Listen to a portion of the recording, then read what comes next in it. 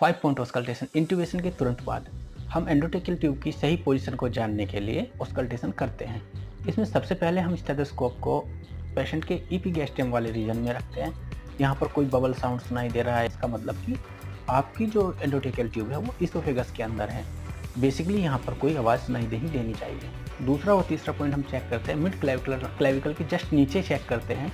इसके बाद हम दोनों ओर की मिड एक्सिलरी लाइन के 4th और 5th इंटरकोस्टल स्टेज में स्टेथोस्कोप रखकर देखते हैं कि दोनों तरफ इक्वली एयर एंट्री है या नहीं। धन्यवाद। आप देख रहे हैं ज्ञान फॉर्मेट और मैं हूं डॉक्टर विवेक सिंह।